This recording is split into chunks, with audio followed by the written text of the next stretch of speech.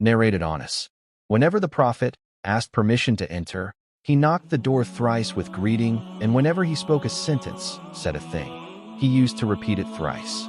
See Hadith number 261, Volume 8.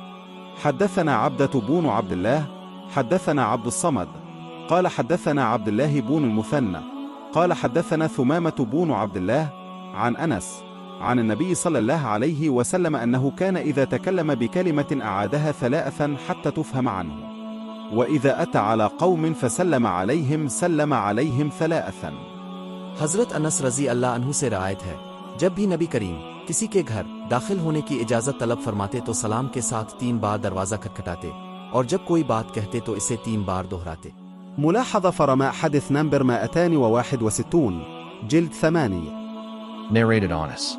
Whenever the Prophet spoke a sentence, said a thing, he used to repeat it thrice so that the people could understand it properly from him, and whenever he asked permission to enter, he knocked the door thrice with greeting.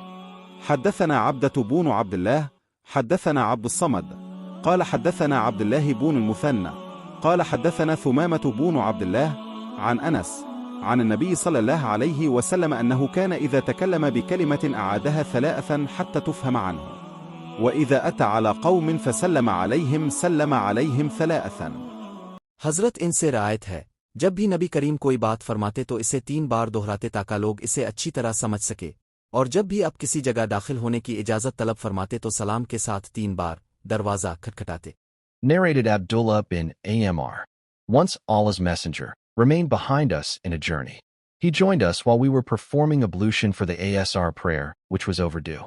We were just passing wet hands over our feet, not washing them properly, so the Prophet addressed us in a loud voice and said twice or thrice, "Save your heels from the fire."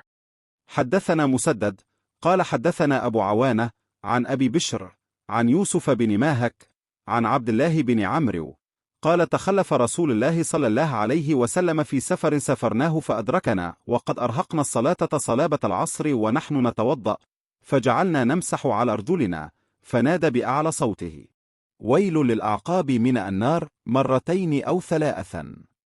Abdullah बिन उमरो रज़ी अल्लाह अन्हुमा से रवायत है, एक बार अल्लाह के रसूल एक सफ़र में हमसे पीछे रह गए.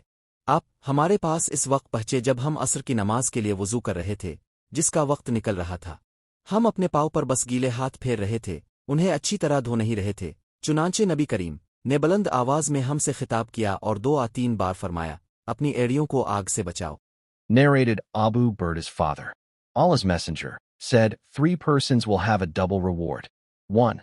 A person from the people of the scriptures who believed in his prophet, Jesus or Moses, and then believed in the prophet, Muhammad, i.e., has embraced Islam. 2. A slave who discharges his duties to Allah and his master. 3. A master of a woman slave who teaches her good manners and educates her in the best possible way, the religion, and manumits her and then marries her.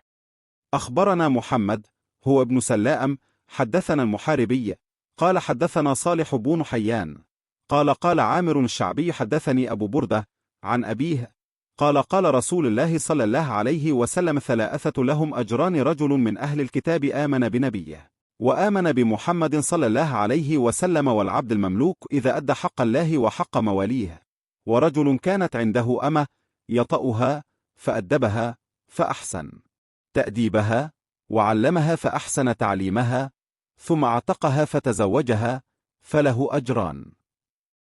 Abu बर्दा के वालिद से रवायत है, रसूल अल्लाह ने फरमाया, 3 किस्म के लोगों के लिए दोहरा अजर है. एक अहल किताब में से वो शख्स जो अपने नबी ईसा मूसा अलैहिमा अस्सलाम पर ईमान लाया और फिर मोहम्मद पर भी ईमान लाया, यानी इस्लाम कबूल कर लिया. 2. वो गुलाम जो अल्लाह और अपने आका दोनों के हुकूक अदा करता है. 3. वो शख्स जिसकी मलकियत में कोई लौंडी हो और वो इसे अच्छे आदाब सिखाए, बेहतरीन तरीके से तालीम और तरबियत दीन की दे, फिर इसे आज़ाद कर दे और इसके बाद इससे निकाह कर ले.